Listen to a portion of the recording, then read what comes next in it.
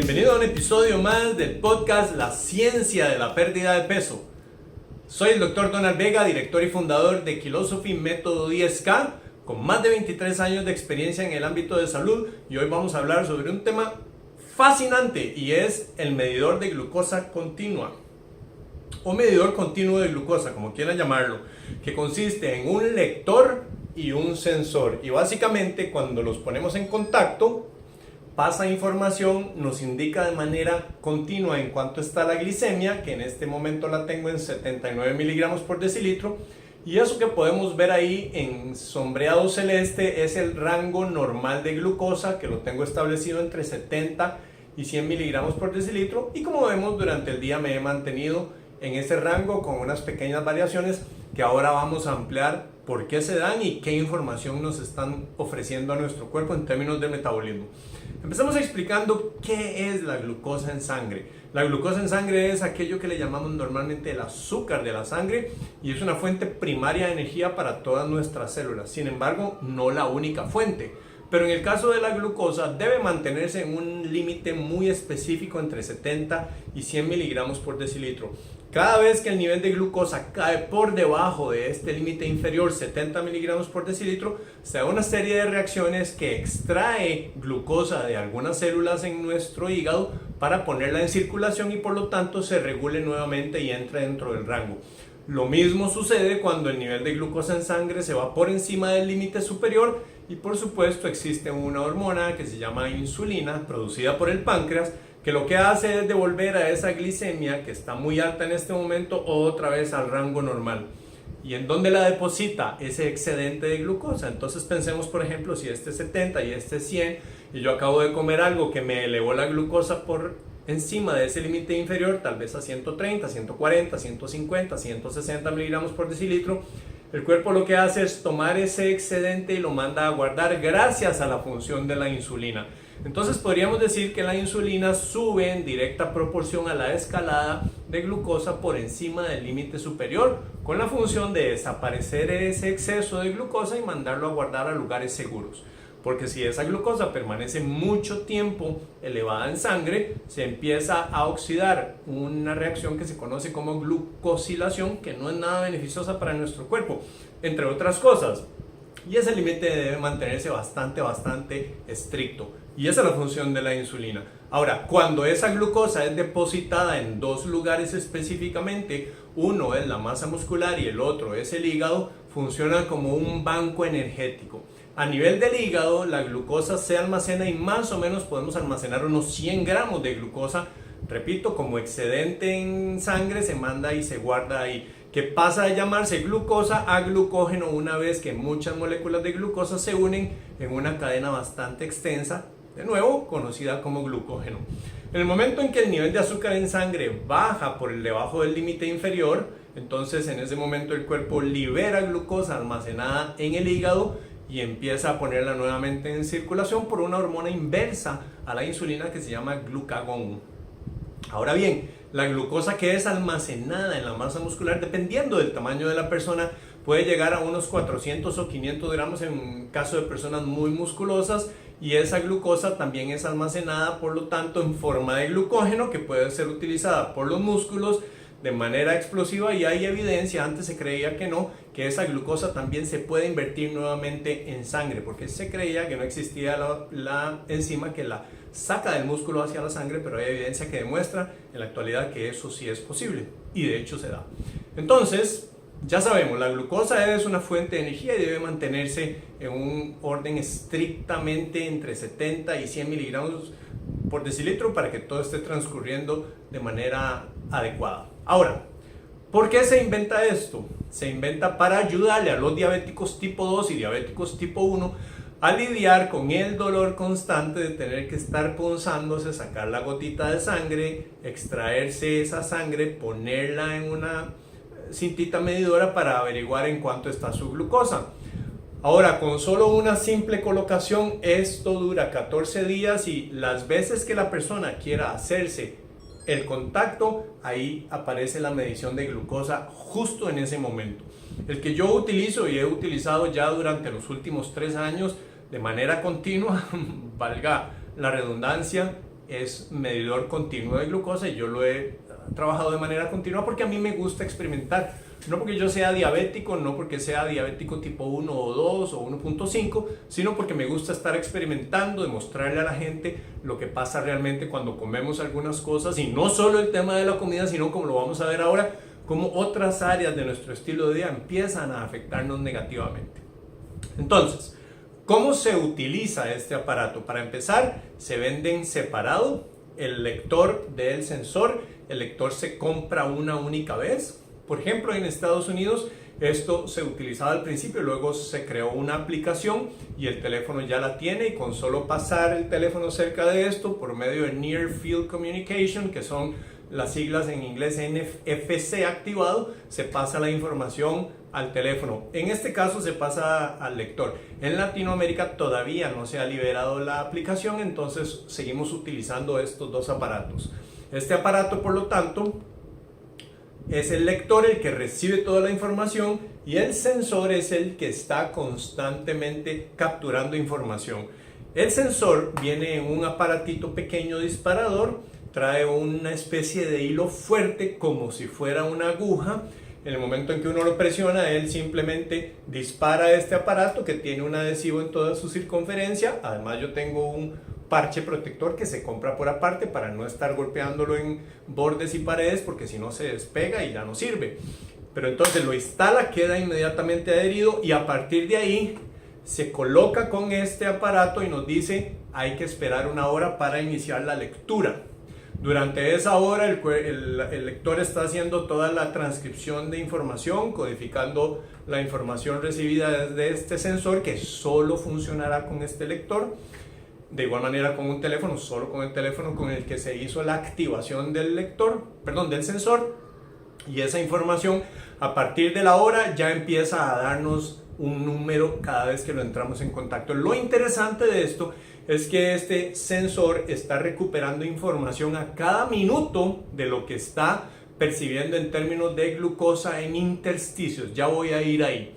Entonces, si yo me paso esto y me dice 79 y me lo vuelvo a pasar dentro de 1 hora y me dice 85, él grafica el espacio entre ahorita y dentro de 1 hora, me grafica en cuánto estuvo la glucosa, no numéricamente, sino en términos de un gráfico, y de esa manera yo puedo darme cuenta cuáles son las tendencias, si se mantuvo estable, si bajó, si subió.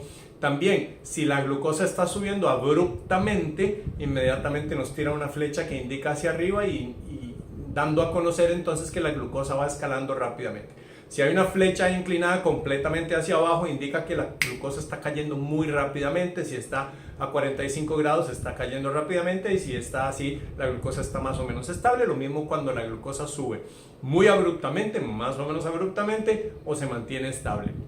Y esa información es recuperada por 8 horas. Es decir, si yo me toco ahorita acá y registro y me lo vuelvo a tocar dentro de 7 horas y 59 minutos, este sensor registró en su memoria y pasa la información acá de las últimas 7 horas y 59 minutos. Sin embargo, si yo me volví a pasar hasta la 9ª hora, me registró solo el gráfico durante las 8 horas, desde este momento hasta las próximas 8 horas, y de la hora 8 a 9 lo que va a aparecer es un hueco en el gráfico.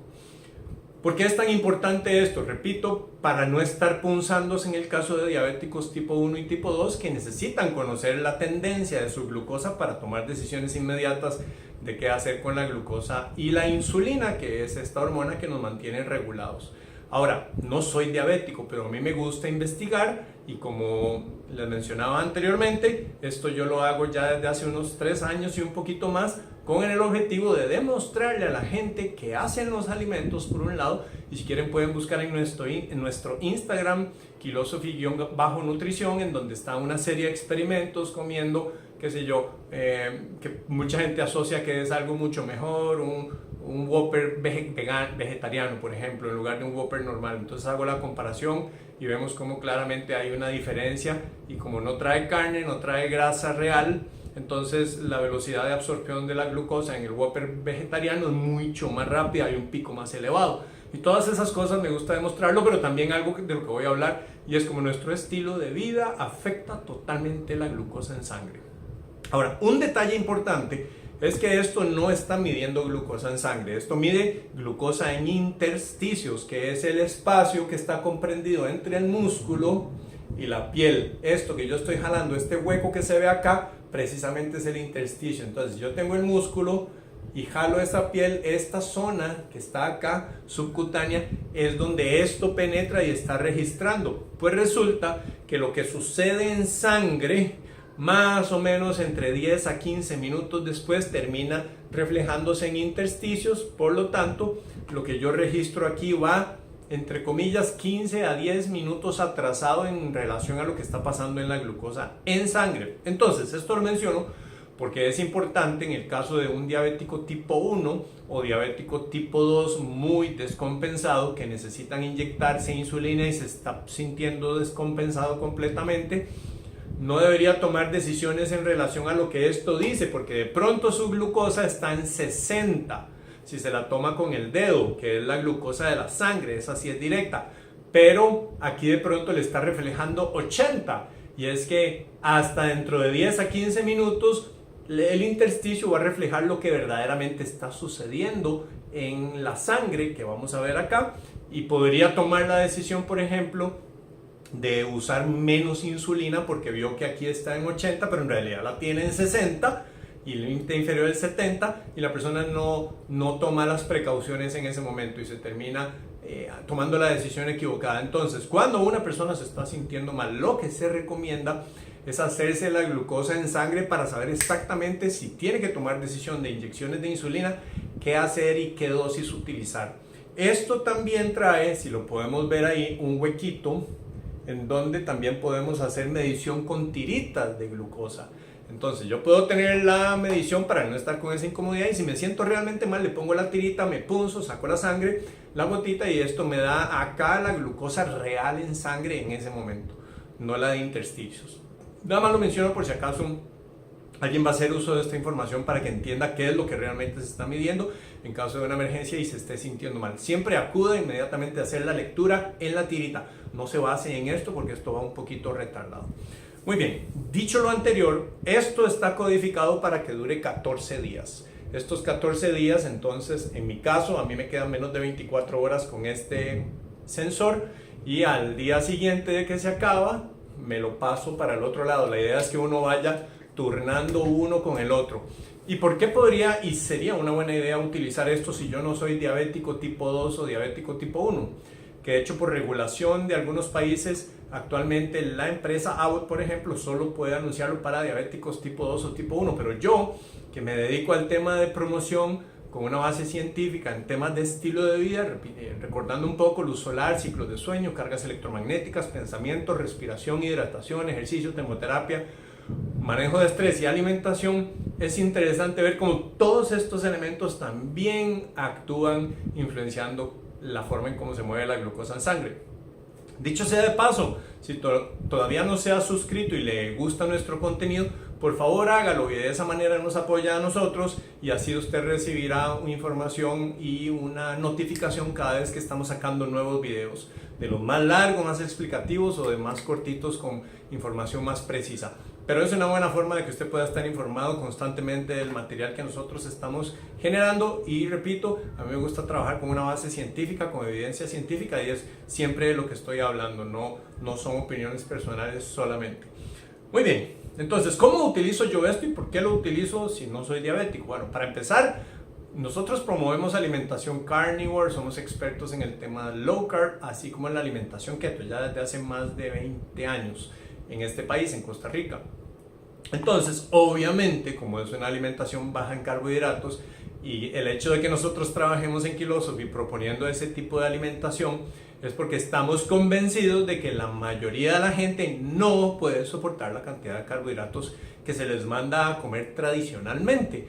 Por ejemplo, el otro día vi un posteo de una colega nutricionista diciendo que los alimentos para ganar masa muscular son chocolates, confites, debería consumir mermeladas, panes, galletas. Dios mío, pero eso es precisamente lo que no debería enfocarse una persona en comer si lo que quiere es salud para empezar y después aumento de masa muscular. Entonces creo que hay una mala guía, no es culpa de ella, simplemente es la forma en que la industria está generando la información y como somos educados los nutricionistas. Pero lo cierto del caso es que esto es un mecanismo valiosísimo para salirnos de la mera teoría y entender en la práctica qué hace una barrita, por ejemplo, de granola supuestamente sana, qué hace un yogur light, qué hace la miel de abeja, qué hace, por ejemplo, un cereal de desayuno, de esos que nos dicen que son súper saludables, qué hace un banano, cosas que tal vez no tendríamos ni la menor idea de cómo nos afectan la glucosa en sangre. De pronto vemos que salimos con gráficos que salen completamente del rango y por mucho. Entonces es una de las razones por las cuales yo utilizo esto. Yo llevo una alimentación keto desde hace ya 11 años, estamos hablando del 2011 en que empecé, y hace 1 año y 4 meses estoy carnívoro. Entonces, pues obviamente los niveles de glucosa se van a mantener bastante estables, pero cuando quiero hacer una prueba es muy notorio cómo los carbohidratos que normalmente la gente habla que son saludables producen picos y caídas abruptas y cómo eso se traduce en que la gente sufra de ansiedad. Por ejemplo, para dar un ejemplo nada más. Vimos ahora mi gráfico que es estabilidad total. Si esto que tengo acá, este mueble, es el límite superior y este es el límite inferior, la glucosa anda ahí bailando durante el día. Cada vez que eso se dispara, entonces el cuerpo produce insulina para bajarlo. Y la gente no entiende. Yo no como grasa, no entiendo por qué estoy con sobrepeso.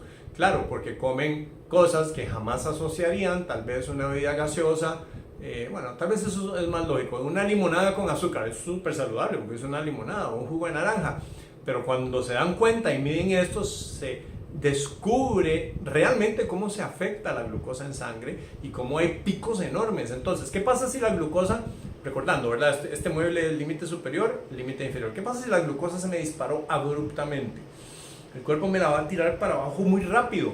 Y la persona cae en el momento en que la glucosa cayó por debajo de este límite, ¿verdad? Que estoy marcando con este mueble y cayó por aquí. Entonces inmediatamente la persona detona un sistema de ansiedad para buscar cosas dulces. Nos hemos acostumbrado y nos dicen que las meriendas son necesarias, que hay que comer 6 veces al día. Por supuesto que son necesarias. ¿Por qué? Porque la mayoría de la gente está consumiendo cosas de meriendas que precisamente los tienen en una montaña rusa de sube y baja, sube y baja, sube y baja. Cada vez que sube, el cuerpo la baja rápidamente. Ojo, eso nos va preparando para que en el futuro empecemos con el espectro que inicialmente se llama resistencia a la insulina y después se convierte en diabetes tipo 2. O sea, no sale gratis, eso a lo largo del tiempo lleva a complicaciones.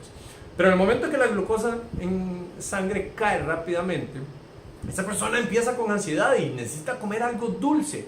Y claro, la respuesta de la nutrición tradicional es tome su barrita, tome su galletita, tome su manzanita para que solucione su hambre. Pero es mentira, es hambre falsa, es simplemente porque hubo una manipulación externa de los niveles de azúcar en sangre y claro, cuando cae el cuerpo entra en desesperación, pero ustedes se preguntarán ¿y qué pasa con una gráfica como la que yo les acabo de enseñar en donde la glucosa está completamente estable? Vean, no hay hambre, simplemente no hay hambre en todo el día. Uno come y mi objetivo es ganar masa muscular, entonces yo estoy enfocado en que debo comer cierta cantidad en ciertos momentos del día, proteína, dicho sea de paso, que es la materia prima para aumentar masa muscular, no una mermelada, y entonces pues yo como y como porque sé que tengo que comer de acuerdo al objetivo que tengo. Pero no es porque yo esté desesperado cada 2 o 3 horas, porque esa desesperación se da por caídas abruptas que en mi caso simplemente no existen. Pero cuando yo hago demostraciones de experimentos, entonces a la gente se le cae la boca porque no sabían lo que estaba pasando. Por ejemplo, un buen amigo mío, paciente también, se compró el aparato y ayer estaba cenando. Hoy estuve con él y estaba cenando con el hermano. Él está llevando carnívoro por un tema digestivo de un programa que nosotros tenemos que se llama Philosophy Digestivo para revertir condiciones que alteran en la parte digestiva del ser humano. Y entonces él se tomó un vaso de limonada con azúcar, por eso hice referencia a eso. ¿Cuál fue su sorpresa? Que la glucosa le subió a 170. El hermano, que tiene un poquito de sobrepeso, se quedó realmente asustado y gracias a este otro hermano que está haciendo el programa con nosotros, se dio cuenta y dijo, wow, no me había dado cuenta, no entendía, no sabía lo que una limonada supuestamente saludable le hace a nuestro cuerpo. Y me dice mi amigo, y él se tomó 2. no tiene el aparato para habérselo medido, pero entonces el generar conciencia de lo que los alimentos hacen en nuestro cuerpo, creo que es una muy buena labor que está haciendo este aparato en la actualidad. Y nosotros en Kilosophy se lo recomendamos a los pacientes que están haciendo low carb, porque low carb, a diferencia de carnívoro o keto, que son estructuras muy específicas, con cantidades de carbohidratos muy específicas en el caso de keto, y en carnívoro, pues por supuesto no se consumen carbohidratos de ningún tipo. Entonces podría entrar un poco difusa la información y la persona caer en empezar a consumir excesos de carbohidratos en low carb, porque repito, es como un poco difusa la definición de dónde a dónde, es muy relativo, depende de la tolerancia individual a carbohidratos que cada persona tenga. Pero entonces, este aparato nos dice, con la carga de carbohidratos low carb que usted está consumiendo hoy, si usted tiene un gráfico que se mantiene en estabilidad, tiene pequeñas fluctuaciones por encima, pero rápido vuelven, perfecto. Pero ¿qué pasa si el low carb que esa persona está llevando resulta ser más alta la carga de la tolerancia que esta persona tiene? Rapidito empezamos a ver picos muy acelerados y caídas muy abruptas. Y es excelente retroalimentación para que la misma persona pueda hacer un ajuste y entender, ok, ya vi, en la comida pasada tuve este pico, ahora esta caída, estoy empezando con hambre, me estoy pasando, voy a bajar un poco, voy a cambiar el tipo, ¿verdad? Es un instrumento poderosísimo para ese tipo de información. Luego, les cuento experiencias, porque en estos 3 años he tenido cualquier cantidad de experiencias. En términos de ejercicio, ¿qué pasa con el ejercicio? Bueno, más bien, vámonos un poquito antes. Muchas personas se hacen la prueba de glucosa en sangre, ay, me salió en 103, ya soy prediabético. No, resulta que hay un efecto que se llama el efecto del amanecer. Cuando nosotros nos exponemos a la luz del sol, se libera cortisol, el cortisol empieza un ascenso sostenido de la glucosa, simplemente así funciona, no es nada malo. El cortisol es la hormona del estrés, pero en este caso no es nada malo. Y justo en ese momento, cuando hay un ascenso sostenido de la glucosa, puede que por el efecto del amanecer estemos experimentando glucosas del orden de 105, 108, 110, pero son totalmente normales. Y en la persona que se hizo prueba de glucosa en sangre simplemente tuvo una instantánea y le dicen, el médico, puña, prediabético, 106, qué problema, vamos a empezar a darte medicación, te vamos a dar metformina. Pero esa persona falló en detectar cómo estaba la glucosa en diferentes momentos del día, algo que esto sí nos grafica. Y de pronto eso fue debido al efecto del amanecer, y ya más tarde, una horita después, ya está en 90 y después en 85, y ahí se mantiene durante el día. Y de pronto el patrón lo vemos que se repite al día siguiente, con el amanecer se vuelve a dar una elevación. Entonces, para no hacer diagnósticos equívocos sobre puntuales mediciones sin conocer el contexto completo, esto también es muy valioso. Y el efecto del amanecer, repito, debido a la carga de cortisol natural con la exposición a la luz del sol de la mañana, provoca siempre una elevación no patológica de la glucosa en sangre. Eso por un lado. Con temas de ejercicio, he experimentado de diferentes maneras haciendo cardio de 2 tipos. Cardio en zona 2, si usted no sabe qué es zona 2, váyase al capítulo 2 del podcast La Ciencia de la Pérdida de Peso, ahí lo explico, y el tema es cuál es el mejor ejercicio para quemar grasa, pero es fascinante. Es uno de los mayores descubrimientos que se han hecho en la actualidad en relación al ejercicio. Yo mismo, como entrenador personal que fui hasta 2019 por 20 años, no creía en el cardio, pero después me di cuenta de que hay diferentes tipos de cardio, y el zona 2 produce que la glucosa se mantenga y caiga. Ok, es interesante.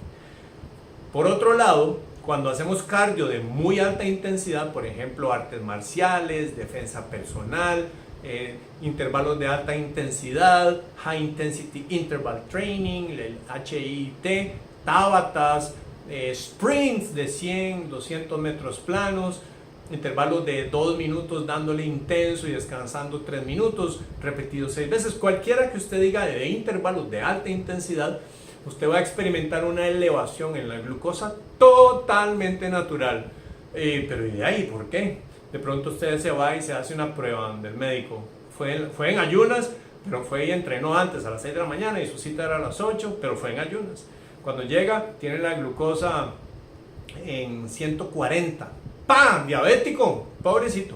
No, ¿por qué se eleva la glucosa cuando estamos trabajando a ese nivel? Una de las hipótesis es que los músculos gastan la glucosa que está contenida en el interior y por supuesto se quedan entre comillas vacíos y le piden al hígado que devuelva parte de esa glucosa para rellenar. Entonces temporalmente la glucosa en sangre experimenta una elevación que produce insulina para que la insulina vaya y guarde, pero también esto sucede, como lo explico en el video de zona 2, también sucede sin insulina por medio del ejercicio, pero en este caso la insulina manda a guardar esa glucosa en los músculos que la gastaron.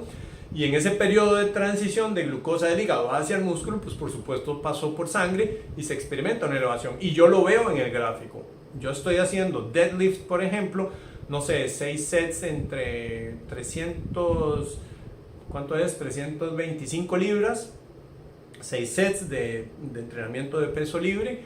Ahí he puesto fotos de cómo quedan mis manos después de entrenar un día en deadlift. Y esa glicemia a mí me sube a 140 miligramos por decilitro en ayunas, o sea, no tuvo nada que ver que estuviera comiendo. Entonces queda la pregunta, ¿eso es malo? Bueno, no, es completamente normal, es una adaptación normal para hacer ejercicio, entonces no nos afecta. Y conocer estos detalles nos puede dar un poquito de claridad en relación a cómo interpretar adecuadamente esa información. Entonces repito, si estamos trabajando pesas muy intenso, la glucosa sube. Si estamos trabajando sprints de intervalos fuertes, la glucosa sube. Si estamos trabajando zona 2, la glucosa más bien baja. Y tiene que ver con los mecanismos de qué tipo de energía estamos utilizando. Es bien interesante. Ahora, ¿qué pasa con el estrés? El estrés dispara la glucosa en sangre.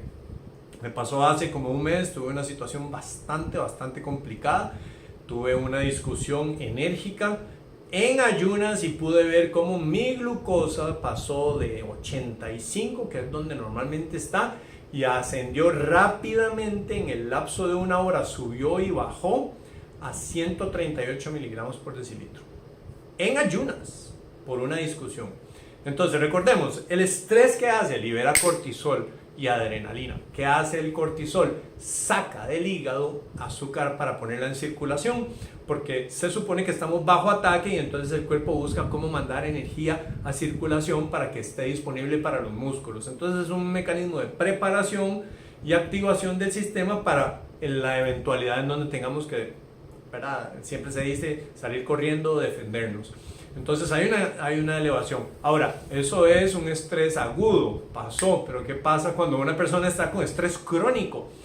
Todo el tiempo pasa con estrés por una situación. Les digo puntualmente, nos pasó con una paciente.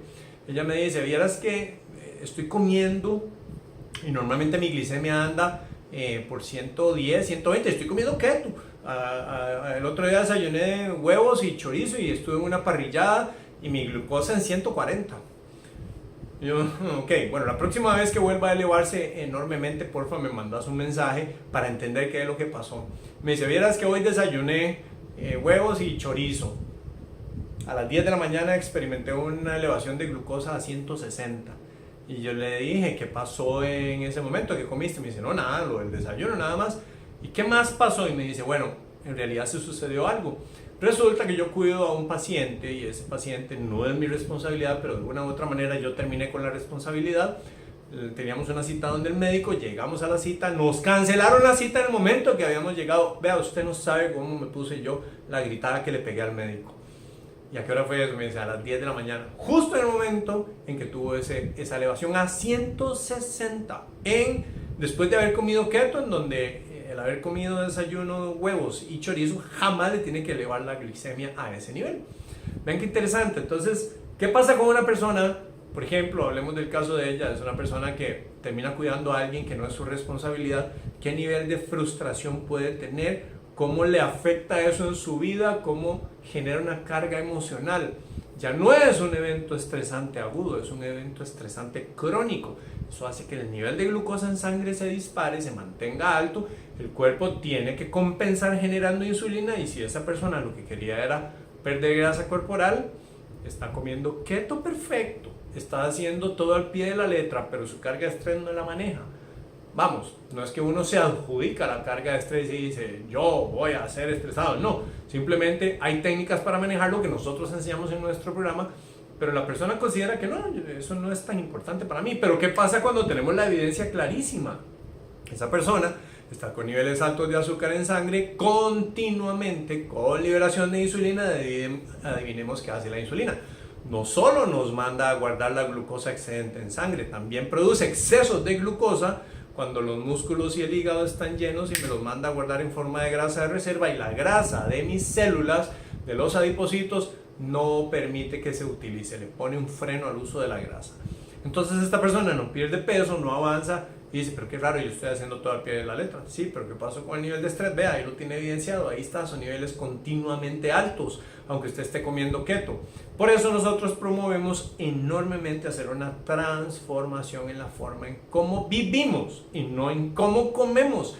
Porque el comer es prácticamente nada si no lo acompañamos de que somos seres mentales, emocionales, físicos y espirituales, con todas estas variables teniendo capacidad de influenciar el glucosa en sangre, que es lo más rápido que podemos medir. Pero ahí podemos medir inflamación, podemos medir oxidación, otras cosas que se están afectando también. Pero esto, que es el tema de hoy, pues aquí nos da un indicador bastante interesante. Falta de sueño. Si el otro día lo experimenté, íbamos para Salt Lake City a exponer en congreso, escogí un tema que a mí me apasiona realmente, y es Change Your Mindset, Change Your Life, How to Deal with Auto-Sabotage. Cambie su mente, cambie su vida, cómo lidiar con el autosabotaje. Y el vuelo salía a las 6:15, nos tuvimos que levantar a las 2:45 de la mañana. Y nos acostamos como a las 10 de la noche, entonces dormimos muy poco. Y ese día mantuve niveles de glucosa en sangre altos desde el principio del día.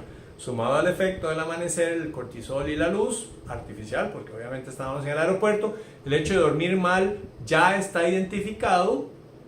De hecho, Matthew Walker, por ahí tengo un libro de Matthew Walker sobre el sueño, demuestra cómo los niveles de glucosa amanecen y permanecen más altos en personas que no duermen bien. Entonces ya tenemos varias variables. Hablamos ahora del estrés, hablamos de los alimentos.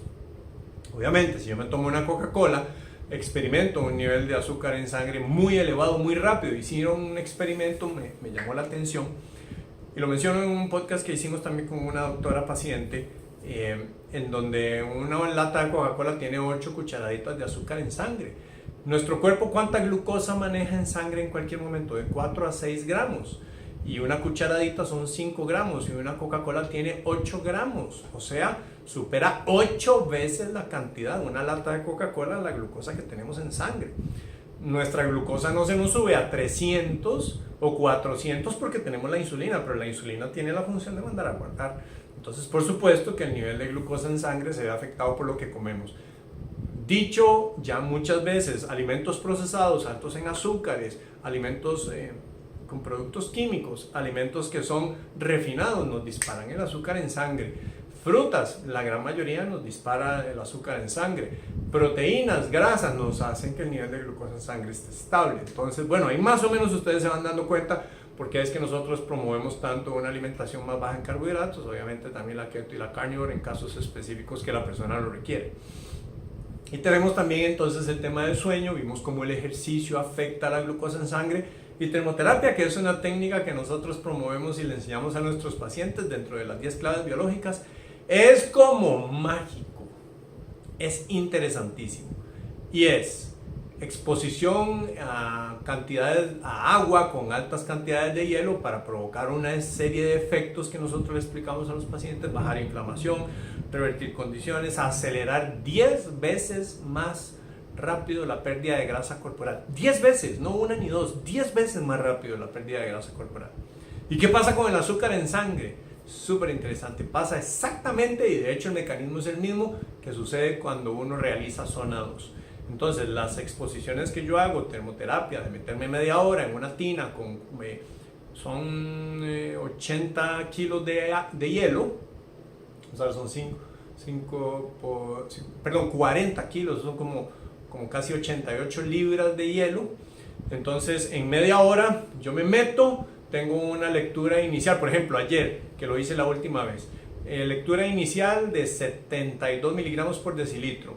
Media hora después, cuando ya me salgo, y recordemos que esto lleva 15 minutos de retardo, me lo mido, está en 70, pero 15 minutos después ya cayó a 56 miligramos por decilitro. ¿Y por qué no caí yo desmayado? Porque hablaba de los niveles de glucosa en sangre temprano para diabéticos tipo 2 y tipo 1. Como mi cuerpo se alimenta de cetonas y grasas, yo puedo mantener niveles bajos de glucosa en sangre y a nivel cerebral tengo función óptima porque mi cuerpo está usando grasa como fuente de energía.